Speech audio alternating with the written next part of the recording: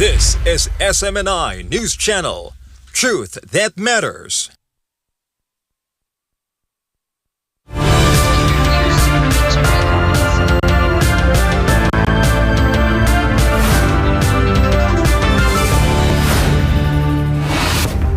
In the headlines, rescue operations continue in southern Spain after a catastrophic train collision near Ademuz. 39 people are confirmed dead, and authorities warned that toll could rise. Prime Minister Sanae Takaichi has dissolved Japan's House of Representatives.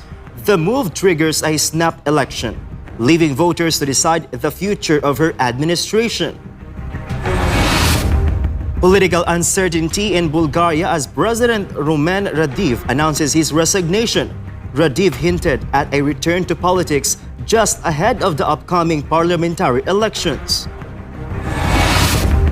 Mozambique President Daniel Chapo has canceled his World Economic Forum trip to lead rescue efforts in flood-stricken Gaza province.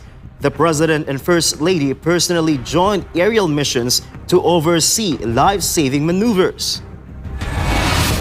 An impeachment complaint has been filed against Philippine President Ferdinand Marcos Jr. The formal filing was submitted to the House of Representatives on Monday. Senate President Pro Tempore Ping Lacson grilled former DPWH Secretary Manuel Bunoan over failed flood control data. Lacson flagged enormous grid coordinates that reportedly complicated the Sumbong sa Pangulo investigation. And finally, a royal premiere in the City of Light. Bridgerton Season 4 premiere in Paris. The new installment promises fans a Cinderella with a twist storyline. I'm Prince Tripoli. Newsline World starts now.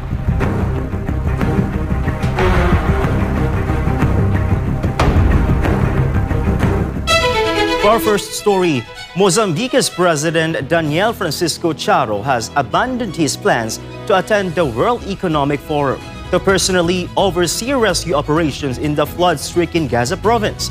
Accompanied by the First Lady, the President joined aerial surveillance missions that turned into emergency life-saving maneuvers. This report from Almar Fursuelo.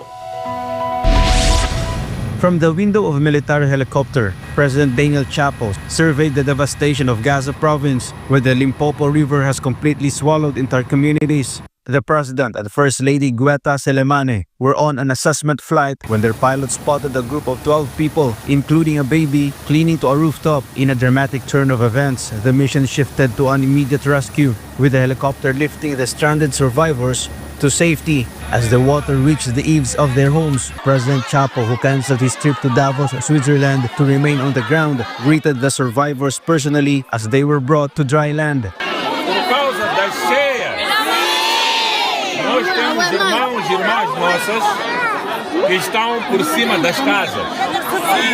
A água está quase a atingir o nível das casas. O que nós estamos a fazer agora é definir prioridades. Queremos salvar vidas primeiro.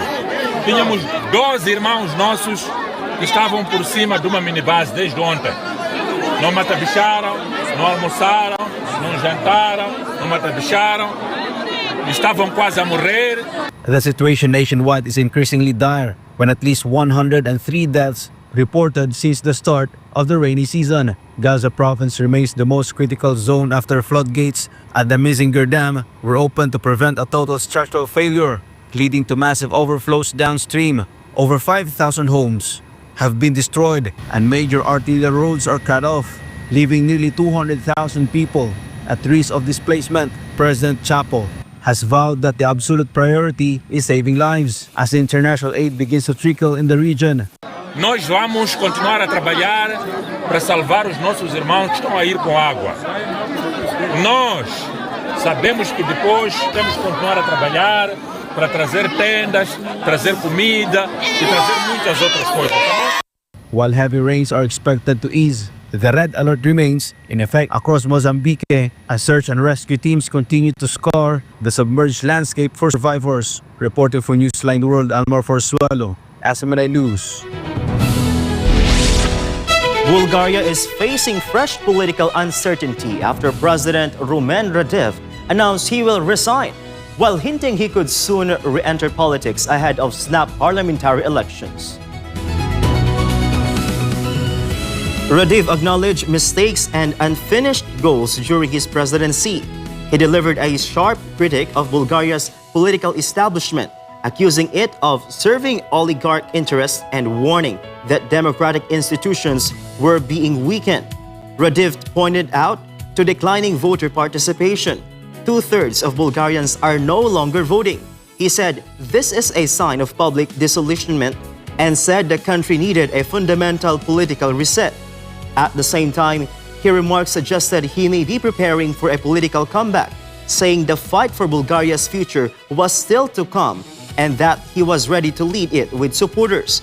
Radev also warned against what he described a reckless political behavior amid regional tensions, accusing some politicians of exploiting regional instability of political gain, hinting at the ongoing conflict in Ukraine. Once Radev's resignation is submitted and approved, Vice President Ilyana Yutova will take over as interim head of state until elections scheduled for later this year. The move comes as Bulgaria prepares for its 8th parliamentary vote in just 4 years, underscoring the depth of the country's ongoing political crisis. Guatemala is under a state of siege after gang-led prison riots escalated into a deadly wave of retaliatory attacks. President Bernardo Arevalo announced the emergency measure following the deaths of multiple police officers. More of this from Daniela Paulite. Guatemalan Special Forces wearing gas masks and armed with tactical gear launched a lighting raid on the Preventive Detention Center for Men in Zone 18. The operation aimed to retake control of the facility and rescue 8 guards held hostage by members of the Barrio 18 and MS-13 gangs. The riots erupted on Saturday across 3 major prisons, including Renovacion 1 and Praijanes 2, as inmates demanded the transfer of gang leaders to lower security facilities. While authorities successfully freed all 46 hostages nationwide, the victory came at a heavy price outside the prison walls. Cabe recalcar que ahorita ya se logra el ingreso a solicitud del sistema penitenciario y agentes de la PNC, donde se están evaluando a 8 agentes del sistema penitenciario que estuvieron retenidos durante todo este tiempo. In a series of coordinated ambushes across the capital, gang members targeted National Civil Police units in apparent revenge for the prison crackdown. At least 7 officers were confirmed dead and 10 others were injured in what the Interior Minister described as a cowardly response by terrorist organizations. President Arevalo has responded by suspending certain civil liberties and mobilizing the military to dismantle the criminal groups responsible. Hay bochinches en lo que es en los preventivos de supuestamente en Escuintla, en la zona 18, porque le quieren dar comunidad a los pandilleros y como no le están dando su comunidad a los pandilleros, están masacrando a los agentes, ¿va? As the state of siege begins, classes have been suspended nationwide, and security forces remain on high alert on the streets of Guatemala City. The Guatemalan government maintains it will not negotiate with the gangs, who are classified as terrorist entities both locally and by the United States. Reporting for Newsline World, Daniela Paulita, SMNI News. Up next, Prime Minister Sanae Takaichi has dissolved Japan's House of Representatives. The move triggers a snap election, leaving voters to decide the future of her administration. And rescue operations continue in southern Spain after a catastrophic train collision near Ademuz. 39 people are confirmed dead, and authorities warn the toll could rise.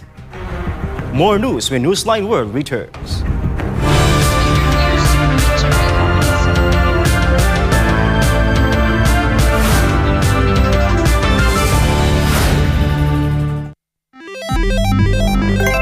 Isang pindot lang, pwede kang maka-jackpot.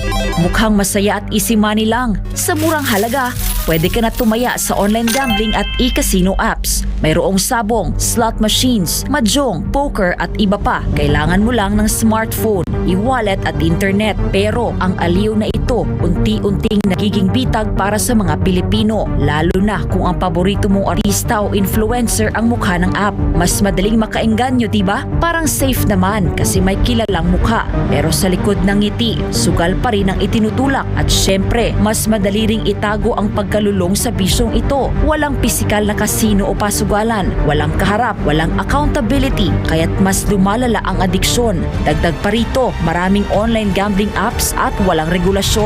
Sa likod ng mga makukulay na interface at papremyo, nakatago ang problemang bumabalot ngayon sa bansa. Ang pagkalulong ng maraming Pilipino sa online gambling. Pwede maglaro kahit saan, kahit kailan, kahit sino, bata man o matanda, pwedeng malulong. Ayon sa mga eksperto, ang pagkakalulong sa online gambling ay nagdudulot ng matinding stress at anxiety, pagkakabaon sa utang, pagkawasak ng pamilya, pagkawala ng tiwala sa sarili. At tulad ng ibang bisyo, may mga senyales ito tulad ng hindi makapagpigil kahit walang pera, palihim na tumataya, pagpapabaya sa trabaho, pamilya o sarili. Sa bawat taya, may mga taong tunay na kumikita, mga malalaking negosyante at investors na negosyo ang bisyo ng masa. Para sa kanila, perang pumapasok lang ito. Pero para sa ordinaryong Pilipino, kabuhayan at relasyon ang nauubos. At ang masakit, tila matagal itong nahayaan. Hindi ito naging prioridad ng mga nakaupo sa taas hanggang sa sobrang lumala at halos naapektuhan na ang buong komunidad. Ngayon, sa dami ng nalulong at sa laki ng pinsalang naidulot, saka palalong umugong ang mga panukalang batas para higpitan ng online gambling, gaya ng pagbabawal sa paggamit ng e-wallets para tumaya,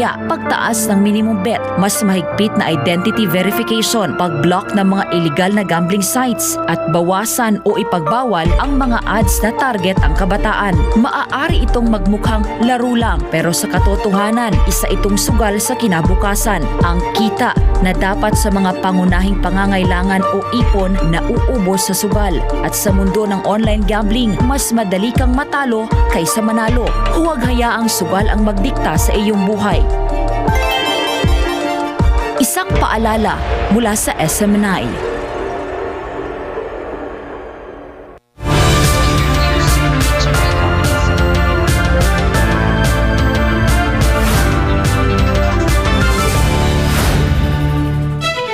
And we're back. Prime Minister Sanai Takaichi has dissolved Japan's House of Representatives, allowing voters to decide whether her administration should continue in office. Valdivina Gracia tells us more. Japan's Prime Minister Sanai Takaichi has announced the dissolution of the House of Representatives, paving the way for a snap election later this month. In a televised address, Takaichi said the House of Representatives will be dissolved on January 23, calling the move a necessary step. 国民の皆様、私は本日内閣総理大臣として1月23日に衆議院を解散する決断をいたしました。なぜ今なのか、高市早苗が内閣総理大臣で良いのかどうか、今主権者たる国民の皆様に決めていただく、それしかない、そのように考えたからでございます。日本列島を強く豊かに、今着手しなければ間に合いません。そのために高市内閣が取り組み始めたのは、全く新しい経済財政政策をはじめ、国の根幹に関わる重要政策の大転換です。The decision comes amid major policy shifts by her administration, particularly in economic and fiscal reforms aimed at strengthening Japan's future.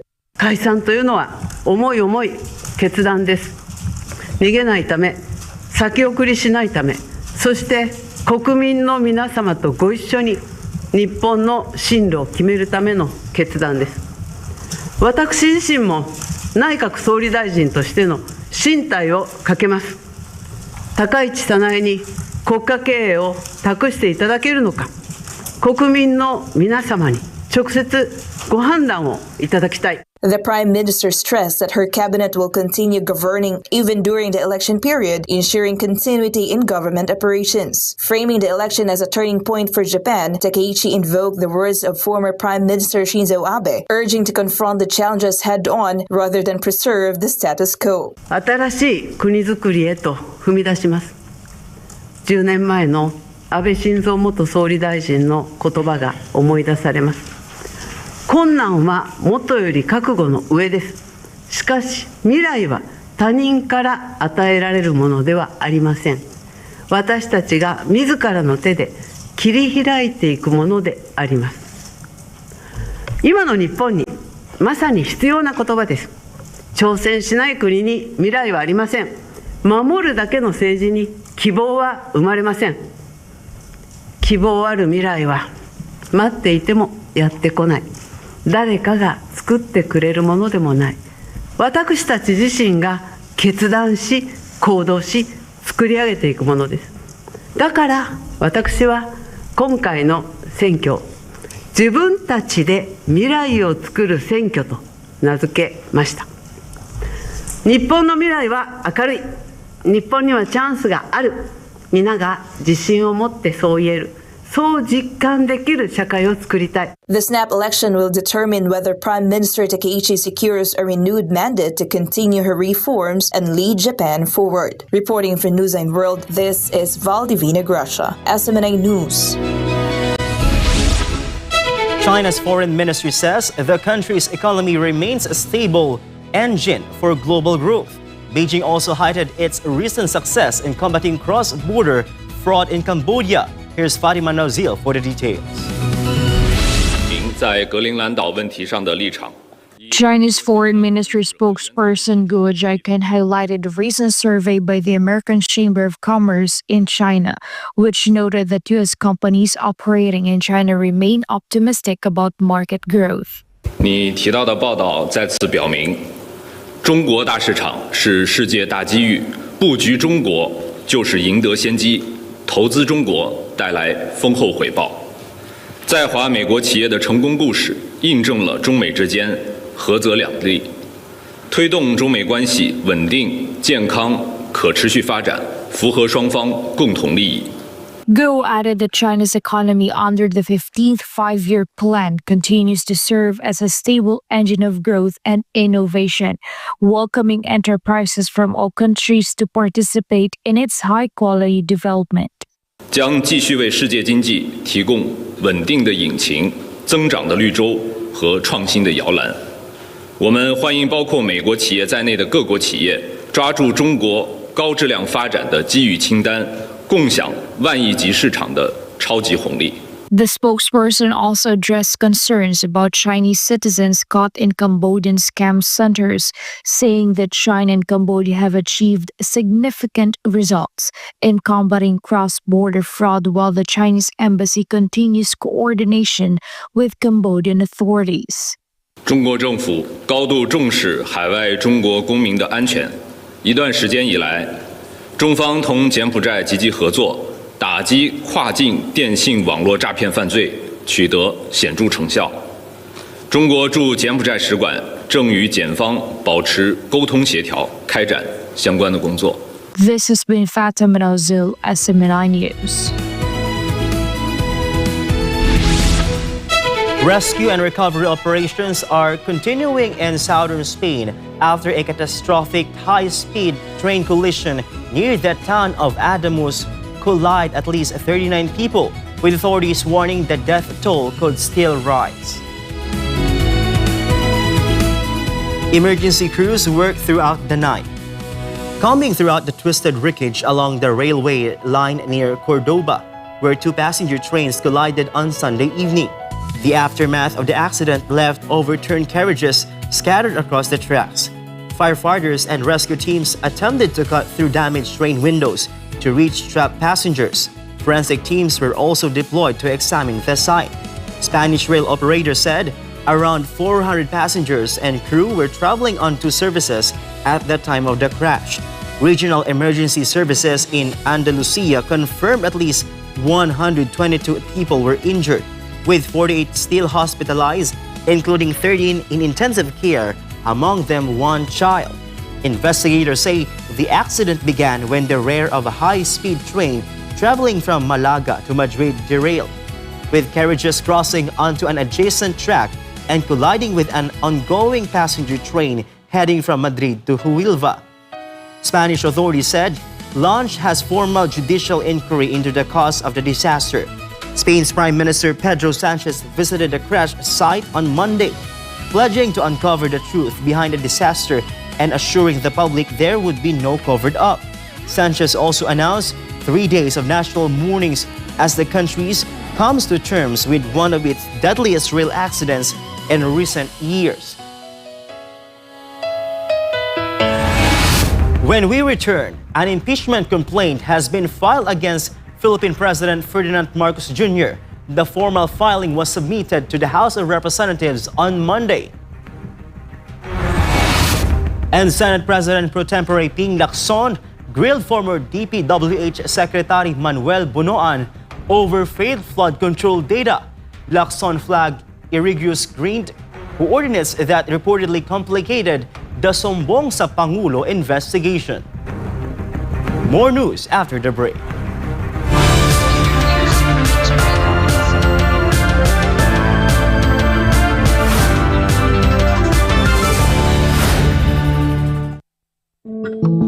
Madalas ka bang napapasobra sa pag-scroll sa phone mo kahit puro masasamang balita ang nakikita mo? Isipin mo ito. Nakahiga ka na sa kama, nagche-check lang ng phone bago matulog. Tapos, hindi mo na malayan, ilang oras ka na palang nagbabasa at nanonood ng mga balita tungkol sa digmaan, sakuna, politika at lahat ng masasamang nangyayari sa mundo. Nakakaramdam ka na ng kaba at pagod, pero tuloy mo pa rin ang scroll mo. Ang tawag dyan ay doom scrolling. Ito ang habit ng paulit-ulit na pagtingin sa mga negatibo o nakaka-depress na content tulad ng digmaan, krimen o problema sa mundo. Nakaka-stress pero hindi mo pa rin mapigilan. Ayon sa isang pag-aaral ng Texas Tech University, ang sobrang konsumo ng masasamang balita ay nauugnay sa pagtaas ng stress, anxiety at pisikal na sintomas gaya ng pagkapagod at sakit ng ulo. Ayon naman sa Harvard Health, ang doom scrolling ay nagpapataas ng fight or flight hormones tulad ng cortisol at adrenaline na nakakapagpabigat ng isip at katawan. Nakakaapekto ito sa iyong mood, tulog at maging sa mental at physical health mo. At kapag naman puro memes at random na content ang pinapanood mo ng sunod-sunod hanggang sa mawalan ka na ng gana na mag-isip at gumawa ng iba pang gawain, ang tawag naman dyan ay brain rot. Sa Gen Z at tinatawag na internet culture, ang brain rot ay overconsumption o sobrang tagal na panonood ng paulit-ulit, mababaw, magulo o walang saysay na content online hanggang sa parang manhid na ang utak mo. Kapag nasobrahan, syempre, nakakasama. Nawawalan ka na ng focus, nawawala ang motivation, hirap mag-isip ng malalim, parang lutang o foggy ang utak. Masaya sa simula, pero kapag sobra, napapagod ang isip mo. Nahihirapang mag-concentrate at parang lutang. Mas delikado pa ito sa mga bata dahil ang utak nila ay nasa proseso pa ng pag-develop. Kaya mas malakas ang epekto ng doom scrolling at brain rot sa kanila. Maaaring makaapekto sa pag-aaral, pag-iisip at pakikitungo sa iba. Ang higit sa 4 na oras ng screen time araw-araw sa mga kabataan ay konektado sa 35 to 88% na mas mataas na posibilidad ng depresyon, anxiety at stress. Base ito sa isang malawakang pag-aaral sa Brazil. Kaya, maging balanse. Magpahinga sa screen, magbasa, makipagkwentuhan, magdasal, maging present lagi. Alagaan ang iyong isipan. Kung anong itinatanim sa isipan mo, yun ang lalago.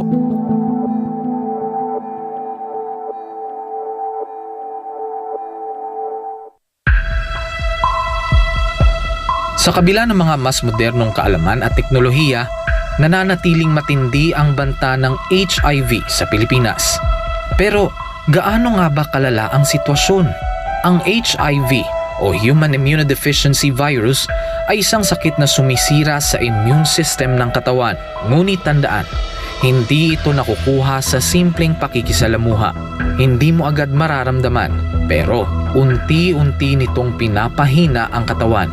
At kapag hindi naagapan, humahantong ito sa AIDS, ang huling yugto na impeksyon, kung saan halos wala ng panlaban ng katawan laban sa sakit. Patuloy na dumadami ang kaso ng sakit na ito sa Pilipinas. Isang nakababahalang pagtaas. Umabot na sa 500% ang itinaas ng HIV cases sa mga kabataang edad 15 hanggang 25. Ayon mismo sa Department of Health, 56 na bagong kaso ang naitatala kada araw sa bansa mula Enero hanggang Marso 2025. At ang pinakamatinding apektado, ang kalalakihan at kabataang Pilipino.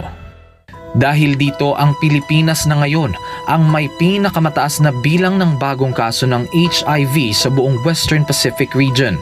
Isang indikasyon ng lumulubahang sitwasyon. Kaya nananawagan ng Department of Health gawing opisyal at urgent ang laban sa HIV sa pamamagitan ng isang Public Health Emergency Declaration. Kalalakihan ng pangunahing apektado. 95% ng bagong kaso ay lalaki. Mahigit 1/3 ay kabataang nasa edad 15 hanggang 24.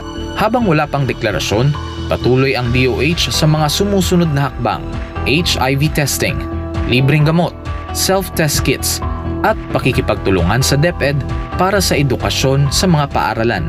Isinulong rin ng DOH ang online patient appointment system para sa HIV patients. Layunin nitong gawing mas madali at mas personal ang pag-access sa libreng gamutan at konsultasyon. Ayon sa schedule ng pasyente, ang HIV ay hindi tulad ng flu. Hindi ito basta naipapasa sa hangin. Ito ay naipapasa sa pamamagitan ng personal na desisyon. Kailangan din nating pagtuunan ng pansin ang ugali, disiplina, at personal na responsibilidad. Isang paalala mula sa SMNI.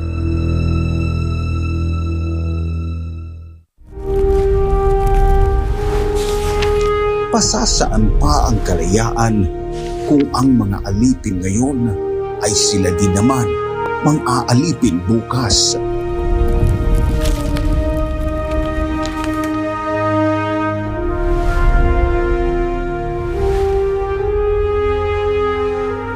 Ibigin mo ang iyong bayan ng sunod kay Bathala, sa iyong kapurihan at higit sa lahat sa iyong sarili.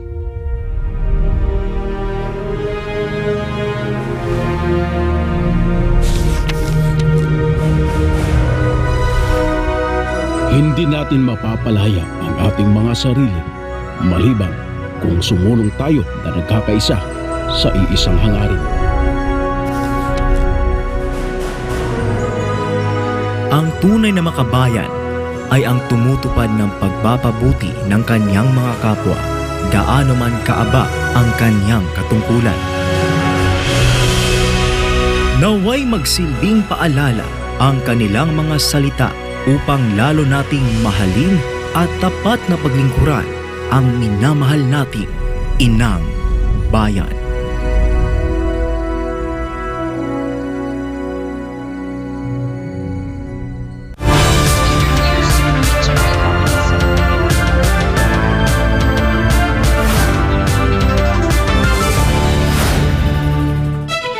And we're back. Senate President Pro Tempore Ping Lacson grilled former Department of Public Works and Highways DPWH Secretary Manuel Bunoan regarding the erroneous grid coordinates of flood control projects submitted to the submission sumbong sa Pangulo website.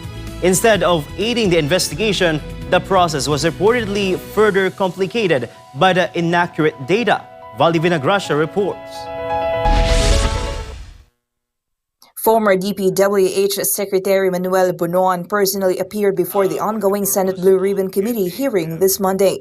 The initial questioning of Bunoan centered on the alleged erroneous grade coordinates of various flood control projects. Grid coordinates refer to the exact location of a project on a map. These are used to identify exactly where flood control projects were constructed, serving as proof that a project actually exists in a specific area. Grid coordinates are vital for verifying and inspecting projects to prevent ghost projects or fraudulent claims.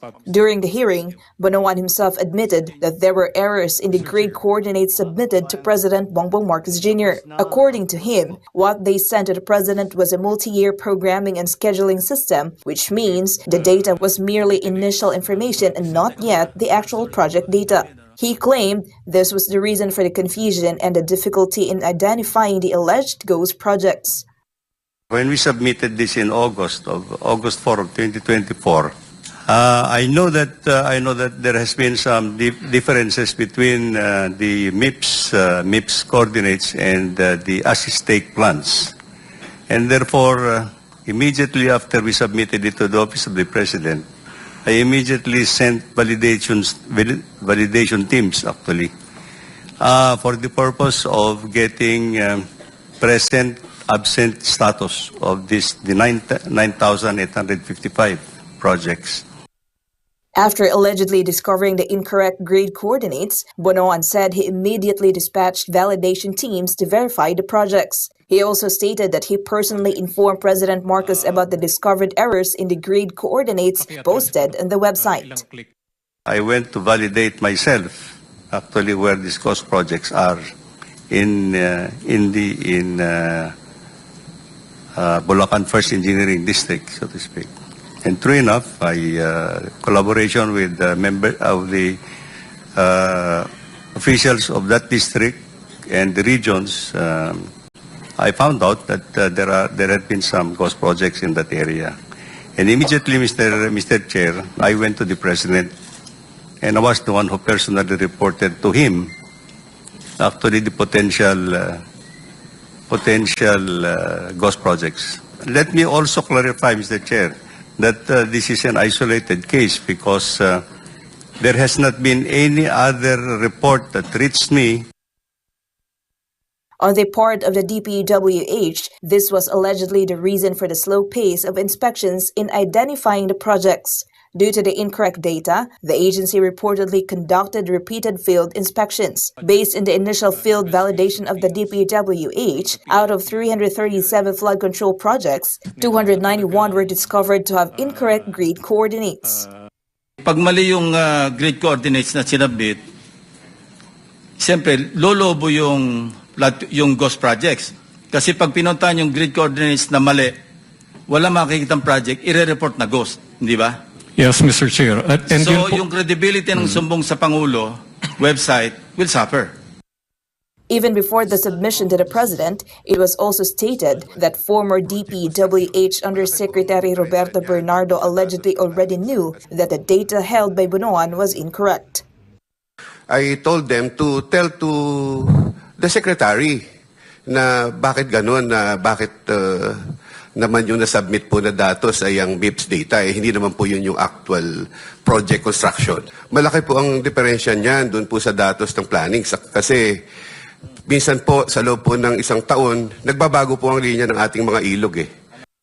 Senator Lacson's temper flared after confronting Bonoan. This followed Bonoan's assertion that the grid coordinates held by Lacson himself regarding a sitio dike in Mindoro were also supposedly incorrect. Lacson insisted that instead of aiding the investigation, the submitted data only caused further confusion. Alam nyo, Mr. Secretary, i-disclose ko lang, noon ako unang napikon sa inyo. Because you were undermining the work done by my staff. Reporting for News and World, this is Val Divina Gracia, SMNA News. Two witnesses claim there is a direct link between contractors Curly Discaya and former House Speaker Martin Romualdez regarding the purchase of a house in South Forbes Park amid the ongoing Senate investigation into alleged anomalies in flood control projects. Angel Pastor has the details. The witnesses Joy and Maria, not their real names, are both employees of a certain Rico Ocampo, who was a former tenant of the house at number 30 Tamarind Street in the said subdivision. The two recounted the alleged involvement of contractor Curly Discaya in the purchase of a house in South Forbes Park, Makati, by then House Speaker Martin Romualdez. They reportedly received a notice via email from a law firm stating that they needed to vacate the premises before January 31, 2024. We are working for our boss, Rico Ocampo, who was the previous tenant of 30 Tamarind at Forbes Park. January 29, we were CC'd sa email sa boss namin that we are being evicted. January 31 at 3 p.m. Dapat nakalabas na kami ng place. On February 1, according to the witnesses, they were introduced by broker TJ Conti of Turnkey Properties to a contractor, whom they later identified as Discaya. The two further stated that Discaya was personally present and was even the one giving orders to the staff to expedite their move, claiming the project was under strict deadlines. When they asked if they could appeal to the new owner of the house, Discaya allegedly told them that Romualdez had already purchased the property. We both asked, baka pwede po namin pakiusapan yung may-ari, yung bagong nakabili ng bahay. And then he also mentioned that si Romualdez ang nakabili. Curly Discaya vehemently denied the allegations against him. According to Discaya, he has supposedly never even entered South Forbes Park and has no involvement in the alleged transaction or the eviction of the witnesses. Your Honor, gusto ko po sanang ma-identify po muna yung dalawang nagtuturo sa akin kasi kahit ni minsan po, hindi pa po ako nakakapasok sa South Forbes Park. Hindi ko pa nga alam kung anong mga uri ng mga bahay meron doon. So, malabong-malabo po talaga at wala po akong inuutusan na kahit sinong broker. Senate President Pro Tempore Ping Lacson emphasized that the testimonies of the two witnesses who were under oath are crucial to the hearing as they identified Discaya as the person who named Romualdez as the new owner of the house. That's your option to deny. What we're establishing here is the fact that there are two witnesses present here under oath na sinasabing nagpunta ka doon at nine-name drop mo, totoo man o hindi, si Speaker Romualdez na siya nagmamay-ari, bagong may-ari noong number 30 Tamarind Street sa South Forbes. Yun lang naman eh.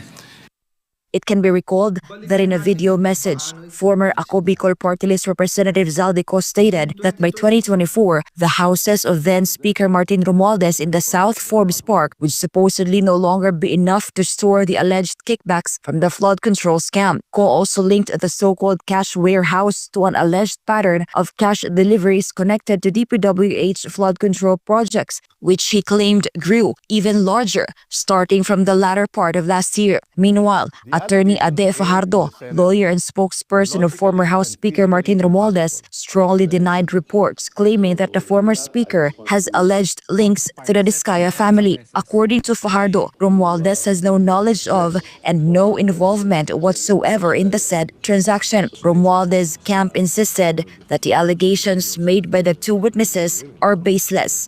For God and my beloved Philippines, Angel Pastor, SMNI News. In his first 100 days as the 7th Ombudsman of the Philippines, Ombudsman Jesus Crispin Remulla vowed that no one will be favored in the pursuit of justice. Almar Frusuelo will give us more details. Many were surprised when then Department of Justice Secretary Crispin Jesus Remulla stepped down from his post and announced his application to become the country's next ombudsman. When President Ferdinand Marcos Jr. accepted Remulla as the 7th Ombudsman, some welcomed the decision, but many Filipinos expressed opposition to the Chief Executive's move. Last Monday, January 19, 2026, marked Remulla's first 100 days in office as Ombudsman. Following this milestone, the Office of the Ombudsman emphasized that the fight against corruption will continue without bias and favoritism. The Ombudsman added that during his very first week in office, he issued Memorandum Circular Number 3, Series of 2025, which strengthens and ensures lawful public access to the statements of assets, liabilities, and net worth or SALNs of government officials. The measure aims to promote transparency while strictly observing due process, Looking ahead, the Ombudsman vowed to further improve public service delivery through full digitalization, expanded online filing and payment system, and by addressing other institutional concerns. For God and my beloved Philippines, Almar Forsuelo, SMNI News. Attorney Jimmy Bondoc, a known Duterte ally, is back against the complaint filed against him at the Department of Justice regarding his Facebook post stating Republic of Mindanao coming soon. Because of that single post, he now faces complaints for inciting to sedition and inciting to rebellion. Kai Villan reports. Attorney Jimmy Bondoc, a prominent Duterte ally, filed his defense at the Department of Justice after the PNP-CIDG slapped him with complaints of inciting to sedition and inciting to rebellion. The charges stem from his social media post stating, Republic of Mindanao coming soon. According to Bondoc, he received the complaint on December 26, 2025, and in his counter affidavit, he is requesting that the complaint be dismissed. He argued that it is wrong to accuse him of rebellion, asserting that the post in question is merely an exercise of his freedom of speech. Alam naman po natin na ang freedom of speech is very valuable, no? At yung mga kasong ganito, while I do respect all of the parties involved, and I want to emphasize that, no, I respect all the parties involved. Trabaho lang yan, no? Pero hindi po pwede na lahat na lang po ng mga maliliit na ungot ng mga taong bayan sa Facebook ay sasampa ng reklamong ganito. Kasi ako po, abogado ako, may kakayahan naman akong sagutin ito. Pero iniisip ko po, kahit ako abogado, naantala ako naabala po ako, no, kahit maliit. Kawawa po yung mga iba na nagbibigay lang ng saloobin. Bondoc further explained that the call for secession did not originate from him. Rather, his post was merely an acknowledgement of the growing buzz surrounding the creation of a separate republic for Mindanao, a call that he says has long been championed by its residents. I do not agree that the administration or any administration should be so sensitive as to file cases against little people. Just for the record, what made you say that? Because at that time, when there were rallies and apparently parang they were not as effective as had been hoped by the people arranging them, no, organizing them, lumakas po yung ugong sila Congressman Barzaga at marami pa pong iba na sunod-sunod nag-post about the possible secession of Mindanao, which is what we know is a centuries-old sentiment, no, of the Southerners, no. So, in-acknowledge ko lang, nasabi ko, alam nyo, dahil dito sa parang nangyayari sa ating bayan, baka lumakas na yung Republic of Mindanao na panawagan na yan. Bondoc is the sole respondent in the complaint and the charges are now submitted for resolution following the preliminary investigation by the DOJ. Reporting for Newsline World, Kai Villan, SMNI News. An impeachment complaint has been filed against President Bongbong Marcos Jr. at the House of Representatives. Here are the grounds in this report from MJ Mondeja. Philippine President Bongbong Marcos is now facing an impeachment case before the Philippine House of Representatives. The grounds include the controversial 60 billion peso fund transfer to PhilHealth, issues of corruption and non-program items in the 2023 to 2025 national budget, and the allegation of substance use or cocaine use by the president. Earlier, presidential sister and Senator Amy Marcos admitted to the public the alleged drug addict status of her brother, President Marcos Jr. Also included in the grounds is what the complainant described as the kidnapping and surrender of former President Rodrigo Duterte to the International Criminal Court. Also cited as basis is the alleged creation of the president of the Independent Commission for Infrastructure or ICI, meant to protect allies involved in corruption. Private citizen attorney Andre De Jesus filed the impeachment complaint over alleged graft and corruption, culpable violation of the Constitution, and betrayal of public trust. House Deputy Minority Leader and Pusong Pinoy Party List Representative Jeff Nisay endorsed the complaint in the House. The complaint was filed on Monday, January 19th. Meanwhile, for Davao City 1st District Representative Paulo Duterte, the impeachment case against the president is questionable. He said the lawyer who filed the case is allegedly also the lawyer of First Lady Liza Araneta Marcos, and the same lawyer who filed the disbarment case against attorney Glenn Chong. He questioned whether this is a case of conflict of interest or political multitasking by those who filed the complaint. Opposition in the morning, defense of the administration in the afternoon, impeachment with the left hand, disbarment with the right hand, like world-class gymnastics, he said. In a statement, statement, Malacanang said it respects the complaint filed against the president. They also expressed confidence in Congress as a co-equal branch of the executive, saying lawmakers will perform their duties with honesty, integrity, and respect for the rule of law. With that, members of the House Committee on Justice are eyeing to do marathon hearings to check whether the complaint against President Marcos has sufficiency in form and substance. And they're also preparing for the upcoming filing of charges against Vice President Sara Duterte this coming February. Reporting for Newsline World, this has been MJ Mondihar, SMNI News.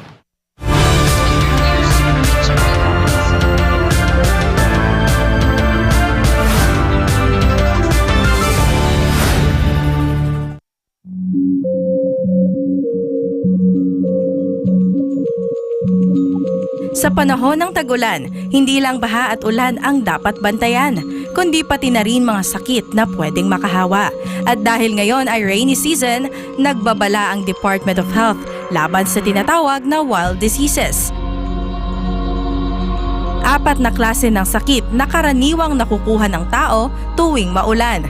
Ito ang W o waterborne diseases, gaya ng pagdudumi o gastroenteritis. I o influenza-like illnesses, gaya ng sipon, ubo at lagnat. L o leptospirosis, na maaaring makuha mula sa ihi ng mga daga sa baha. At D o dengue, na dala ng mga lamok.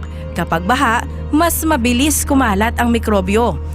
Kaya't ugaliin ang paghuhugas ng kamay at agad maligo matapos lumusong sa baha. Ano ang dapat gawin para maiwasan ang wild diseases? Tumutok sa weather updates. Magsuot ng kapote at bota. Siguraduhing malinis ang iniinom na tubig. Agad kumonsulta sa health center kung may nararamdamang sintomas. Mainam din gawin ang 40 o ang taob, taktak, tuyo at takip para maiwasan ang dengue sa bahay at komunidad. Maglinis, magmasid, mag-ingat. Labanan ang wild diseases ngayong tag-ulan. Ang paalalang ito ay hatid sa inyo ng SMNI.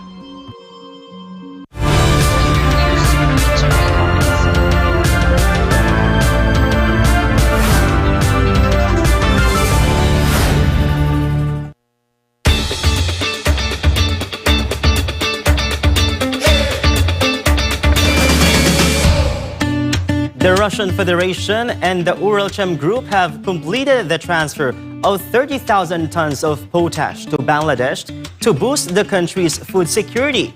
The donation aimed at supporting the agriculture-based economy was formally handed over in Dhaka this Monday. This report. A massive shipment of potash fertilizer from Russia has officially arrived in Dhaka, marking a significant step in bilateral cooperation and global food security. The 30,000-ton consignment was donated free of charge by the Uralchem Group and facilitated by the World Food Program.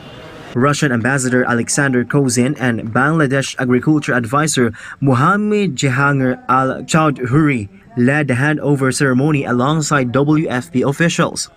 The fertilizer, which was previously stored in Latvia, is seen as a critical input for improving soil fertility and helping crops survive extreme weather conditions. The Russian Federation, together with Uralchem Group, one of the world's major producers and exporters of mineral fertilizers, is handing over a humanitarian shipment of fertilizer to the people of Bangladesh.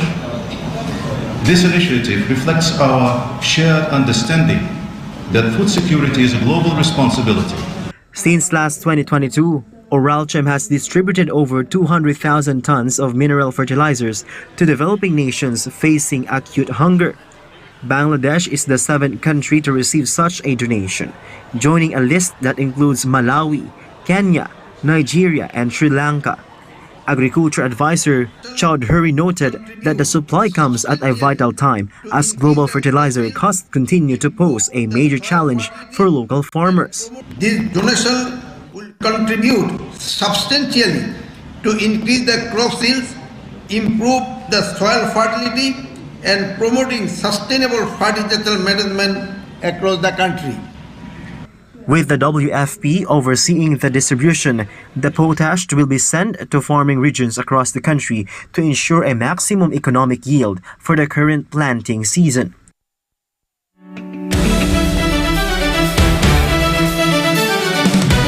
Sarah Cox, the world's first professional female rugby union referee, has announced her retirement from international officiating after a groundbreaking career, while Kevin Durant has moved into 6th place of the NBA's all-time scoring list. Almar Frusuelo reports. Exeter-based official Sarah Cox is set to retire after refereeing for over a decade. She became centrally contracted by the Rugby Football Union in 2016 and went on to officiate at 5 Women's Rugby World Cups. Cox refereed 51 international matches, the most by any female referee, with her final appearance coming in New Zealand's World Cup quarter-final win over South Africa at Sandy Park. Cox also took charge at major tournaments including the Six Nations, Commonwealth Games, Women's WXV, and the Olympic Games, refereeing the women's 7th final at the Tokyo Olympics. Despite stepping away from international duty, Cox will continue officiating in Premiership Women's Rugby and Men's Premiership. She was awarded an MBE in the 2023 King's Birthday Honors for services to rugby union.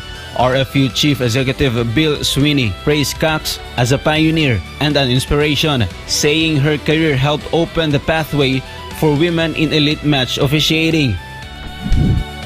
Kevin Durant has moved into 6th place on the NBA's all-time scoring list after passing Dirk Nowitzki in Houston's win over New Orleans. The milestone came as the Rockets beat the Pelicans 119-110 with strong contributions from both starters and bench. Durant scored 18 points and passed Hall of Famer Dirk Nowitzki with late free throws, bringing his career to total 31,562 points. He now sits 6th on the NBA's all-time scoring list, trailing Michael Jordan in 5th place.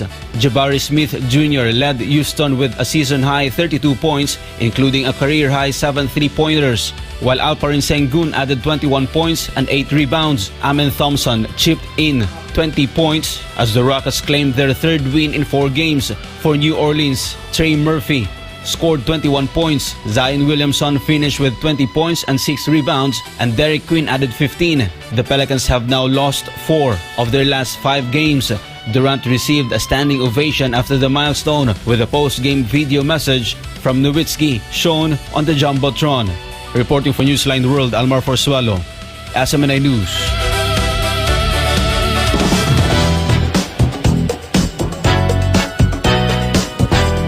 From rejection to runway success, Nadia Abulosh has transformed the fashion industry by proving that confidence and style are not defined by size. Meanwhile, Bridgerton launched its 4th season in Paris Wednesday, promising a Cinderella with a twist storyline. Blake Ann has all the buzz. Plus-size model and fashion activist Nadia Abhalson continues to reshape the global fashion industry by championing body positivity and inclusive design. She has become one of the most influential voices in inclusive fashion.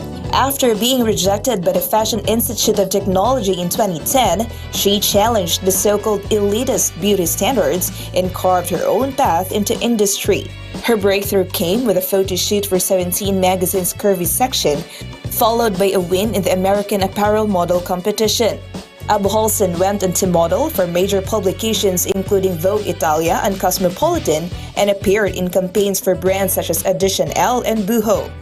Abhalson is also into fashion design, debuting a 14-piece Fall 2015 capsule collection at New York Fashion Week. The collection featured minimalist and military-inspired pieces and was sold at Lord & Taylor. Her innovative thigh-high boots, designed for fuller thighs, sold out twice, further proving the demand for inclusive fashion. Abhalson has also collaborated with brands like H&M and Pat McGrath, appeared in body-positive videos such as Everybody is Flawless, and hosted conferences including Create and Cultivate. The hit period drama Bridgerton kicked off the launch of its 4th season in Paris, treating fans to a taste of English elegance in the heart of the French capital. Promoters of the show, often called the most English of TV series, chose the Palais Brongniart in central Paris for the premiere. Hundreds of fans gathered outside, where steps and columns were adorned in the show's signature colors, and a walkway designed like an English garden welcomed the stars. The upcoming season promises a fresh storyline, described by the lead star as Cinderella with a twist. And that's all for now. I'm Blake Ann, bringing you the latest showbiz. And before we end, may you be inspired with the words of the sun.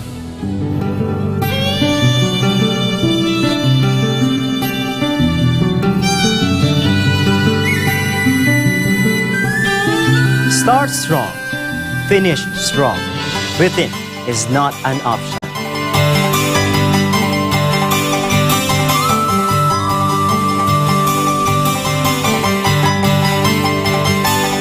And that's all for this edition of Newsline World. For God in my beloved country, the Philippines, I'm Prince Tripoli. Thank you for watching. Goodbye.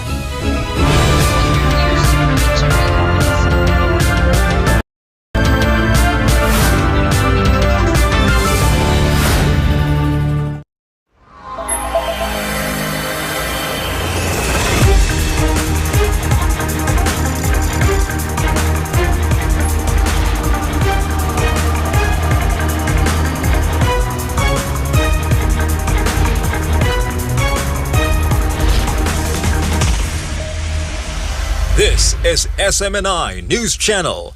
Truth that matters.